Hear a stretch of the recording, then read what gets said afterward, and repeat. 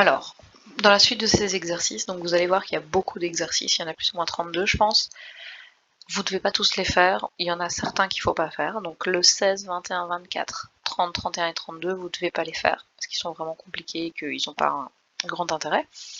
Et pour le reste, je vais vous mettre la correction en ligne, donc vous les aurez tous, donc vous en faites voilà, 4-5, si vous avez tout de suite compris, 10 si vous avez un peu de difficulté sur les premiers, 15, etc. etc. Donc n'allez pas d'emblée les faire tous, ça n'a pas grand intérêt. Le but c'est surtout que à chaque fois que vous prépariez l'interro, à chaque séance d'exercice, vous en ayez des nouveaux à faire pour pouvoir du coup être soumis à des nouveaux exercices. Alors, la première page d'exercice, qui est décomposée ici en 2 colonnes de façon à ce que la visibilité soit meilleure, c'est vraiment des concepts qui sont juste théoriques pour voir si vous avez bien compris de quoi on parlait. Alors, donc le premier exercice, on vous demande d'écrire les équations des phénomènes ci-contre. Donc, on a la dissolution endothermique du NH4NO3. Donc NH4NO3, s'il se dissout, ça donne du NH4+, plus du NO3-. Ensuite, on a la dissolution exothermique du CuSO4, Cu2+, plus SO4 2-. La combustion du propane, le propane c'est C3H8, la combustion c'est plus O2, une combustion d'un hydrocarbure, donc un corps avec du H et du C, ça donne toujours du CO2 et de l'H2O. On va pondérer, il faut 3C, 4H2O, et 3 fois 2, 6, 10, donc 5 O2. Et là, l'évaporation, donc quand quelque chose s'évapore, ça passe de liquide vers gazeux, de l'octane, c'est 8H18. Ensuite, pour la question B, donc ça c'était le A, à la question B, on vous demande pour chaque phénomène, placez correctement le symbole E pour signifier que le phénomène est endo ou exo. Donc le premier, il était endothermique, ça veut dire que l'énergie doit être fournie au réactif pour qu'elle se fasse. Le second était exothermique. Respecter les codes couleurs, c'est mieux. Donc ça veut dire que l'énergie est libérée dans les produits lors de la réaction. Une combustion, on ne vous dit pas ce que c'est, mais par contre, si vous réfléchissez, quand on brûle quelque chose, c'est forcément pour fournir de l'énergie.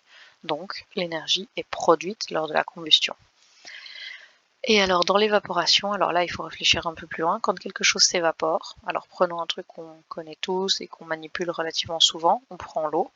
L'eau qui s'évapore, c'est l'eau que vous utilisez pour faire cuire vos pâtes, donc elle est sur le feu, vous lui fournissez de l'énergie pour qu'elle s'évapore. Si vous ne chauffez pas l'eau, vous pouvez toujours attendre, mais elle ne va pas s'évaporer. Alors le troisième point, pour chaque phénomène, donner le signe du delta H. Alors pour une réaction endothermique, on a vu qu'il était positif, pour une réaction exo, on a vu qu'il était négatif. Alors la deuxième question, on vous dit, lors de la dissolution du CaCl2 dans un Erlenmeyer, donc un Erlenmeyer c'est un pot qui est triangulaire, mais qu'importe sa forme, on vous dit que cette dissolution est exothermique, et on vous demande de schématiser l'échange d'énergie. Donc ça veut dire que l'énergie, si c'est exothermique, elle sort du système. Et là on a CaCl2 qui donne Ca2+, plus 2 Cl-. Et ensuite, on vous demande de dessiner le diagramme d'enthalpie. Alors, le diagramme d'enthalpie, c'est quoi? C'est quand on a l'échelle d'enthalpie, les produits et les réactifs, quelque part. Donc, si la réaction est exothermique, ça veut dire quoi? Ça veut dire que l'énergie est dissipée du système parce que les réactifs avaient plus d'énergie que les produits. Donc, quand on fait la réaction et que R se transforme en P, on a un delta H qui est plus petit que 0, négatif, parce que les R étaient plus grands, donc si on fait 3 moins... Enfin, si on fait le delta H, c'est HP moins HR, donc c'est 2 moins 3, on tombe bien sur un négatif. B, la dissolution du NaNO3, qui est endothermique cette fois, donc c'est la même chose, on a toujours un Erlen.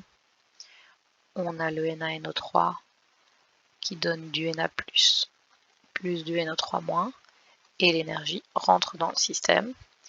Sur le diagramme d'enthalpie, on a les produits et les réactifs quelque part. Si le delta H doit être positif, c'est que les réactifs contiennent moins d'énergie que les produits, donc le delta H doit être plus grand que 0 pour pouvoir fournir de l'énergie aux produits.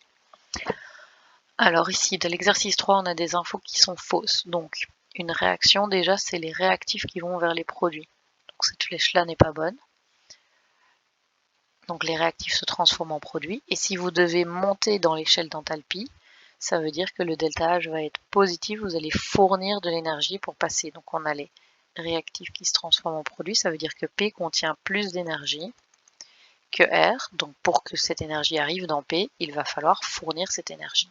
Donc l'énergie vient de l'extérieur. Ici,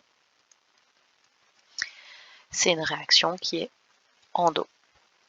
L'autre, ben forcément, il n'y a que deux types, donc c'est forcément exo. Donc les réactifs se transforment en produits, mais le delta H va être plus petit que 0. Pourquoi? Parce que les réactifs contenaient trop d'énergie, donc on en a une partie qui va disparaître et être dissipée. Alors d'après le signe, dites si c'est exo ou endo. Donc s'il est plus petit, c'est exo. S'il est plus grand, c'est endo.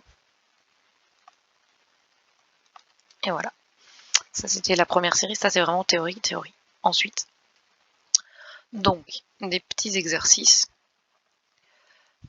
Toujours, on est dans des exercices gentils, mignons et pour fixer la base. Donc, comment est-ce qu'on écrit l'équation de la réaction en tenant compte de la chaleur libérée si on combine 2 moles de dihydrogène 2 moles de dihydrogène avec 1 mole d'oxygène et que cela forme 2 moles d'H2O.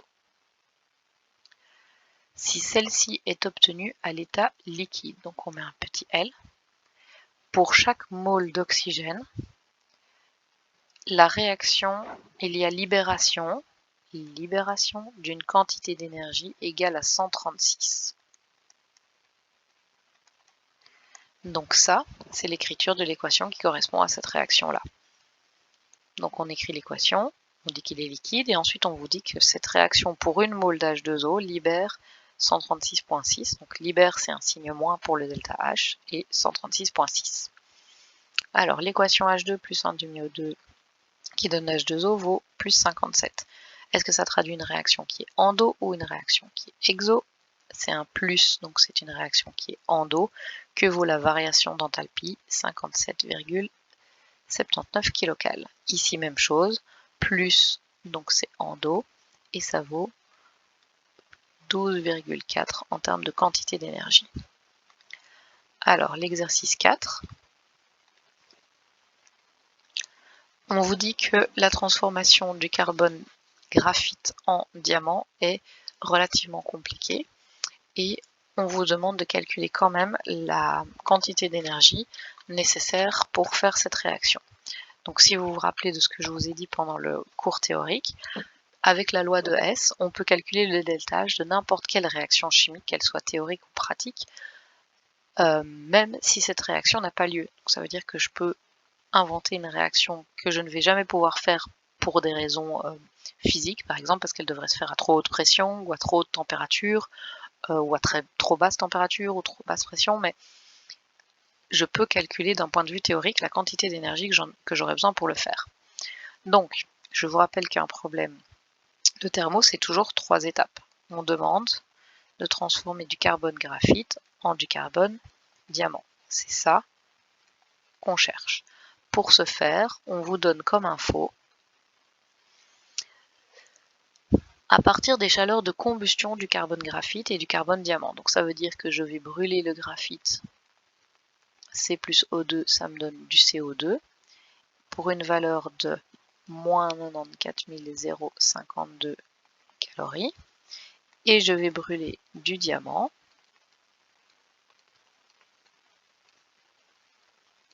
pour une valeur de moins 94 505 calories. Si je veux retrouver cette équation-là, je dois combiner celle-ci. Donc il me faut le graphite qui soit à gauche. Donc je vais prendre la première équation. C'est graphite plus O2 qui donne du CO2 pour une valeur de 94,052 calories. Et ensuite, je vais aller mettre mon diamant de l'autre côté. Pour ce faire, je dois retourner l'équation numéro 2. Ça me donne CO2 qui donne O2 plus le diamant pour une valeur de plus 94,505 vu que je l'ai retourné. Alors, on commence toujours par simplifier ce qui est à gauche et à droite pour vérifier que il nous reste bien exactement ce qu'on cherchait dans l'équation inconnue. Donc on a bien le graphite qui se transforme en diamant. Pour une valeur, on n'a plus qu'à faire la somme de ça. 453, c'est pas des kilocalories, c'est des calories. Donc ça veut dire que d'un point de vue théorique, pour faire ça, j'aurais besoin de 453 calories pour transformer une mole de graphite en une mole de diamant. Alors l'exercice numéro 5,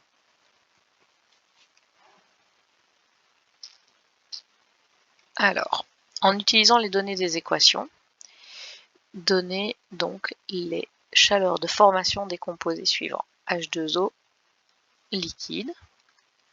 On vous dit qu'un demi H2 plus un demi O2 et un demi H2 et un H2 qui donne H2O liquide vaut moins 68,32. Donc en gros, l'H2O liquide, son delta H, c'est moins 68,32. Ensuite, on vous demande de l'H2O gazeux. Vous l'avez recensé, mais attention, ici on a un 2. Donc ça veut dire que le 115,6 c'est pour 2. Mais moi je veux pour 1, donc 115,6 divisé par 2. Et le NH3 gazeux, même chose ici, on en a 2. Donc si on veut la valeur que pour un seul, on va diviser ça par 2. Et c'est des kilocals à chaque fois.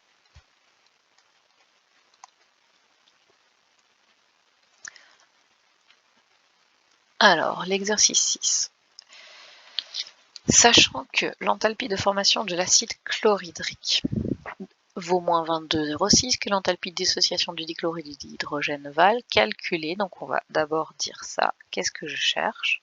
La valeur de la chaleur de liaison HCl. Donc ça veut dire que ce que je cherche, c'est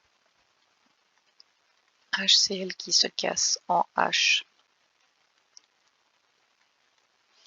et en Cl, donc la chaleur d'une liaison, la chaleur qu'il y a quand je forme une liaison dans la molécule. Pour ce faire, j'ai trois choses. Premièrement, un demi H2 plus un demi Cl2 qui donne HCl pour une valeur de moins 22,06 kcal. J'ai du Cl2 qui se casse en 2Cl pour une valeur de 58. Et j'ai de l'H2 qui se casse en 2H pour une valeur de plus 104 kcal. Donc je regarde ce que j'ai besoin. J'ai besoin d'un HCl à gauche, donc je vais prendre la première équation et prendre son inverse. HCl qui donne un demi H2 plus un demi Cl2. Le signe va se retrouver changé, donc j'ai un plus 22,06. J'ai besoin d'un H et d'un Cl à droite, donc je vais prendre la deuxième divisée par 2 et la troisième divisée par 2 dans ce sens-là. Donc ça me donne un demi Cl2 qui donne Cl pour une valeur de 58 divisé par 2 et un demi H2 qui donne un seul H pour une valeur de 104 divisé par 2. Si je cherche et que je simplifie ce qui est à droite et à gauche identique, j'ai le H2 qui simplifie que celui-là, le Cl2, il me reste bien HCl qui donne un Cl plus un H. Je fais la somme pour avoir la valeur et j'obtiens 103,06 kcal.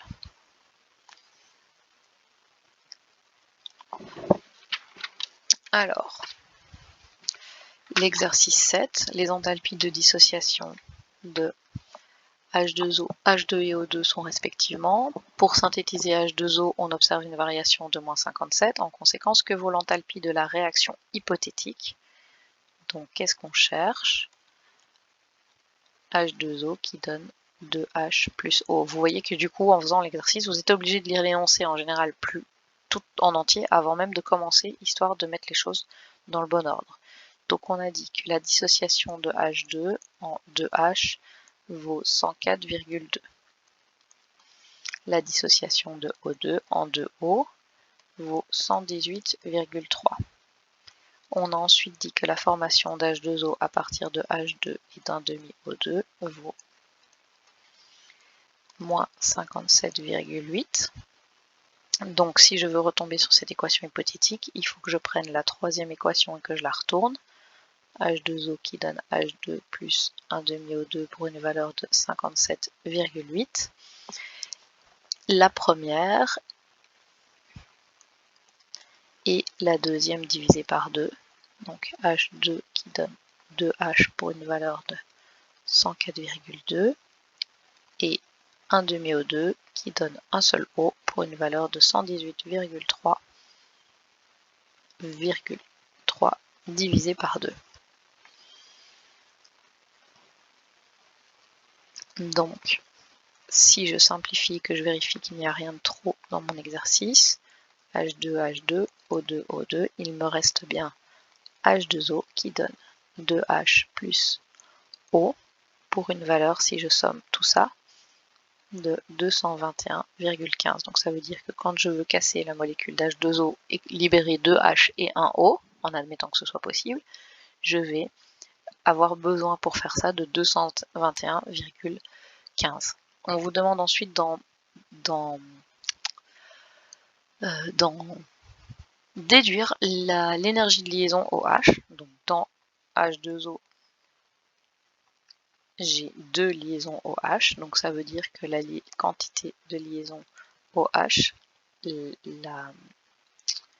si je casse une liaison OH, je vais fournir moins 110 kilocalories. Alors après, vous auriez pu me répondre que la quantité d'énergie était de 110 et pas de moins 110, parce que c'est juste la moitié de l'énergie qu'il y a dans H2O. Le signe ne fait que si on forme la liaison ou si on la casse. Donc là, ils l'ont mis moins s'ils la cassaient, alors que, mais enfin, voilà, c'est pas, le signe n'est pas indispensable.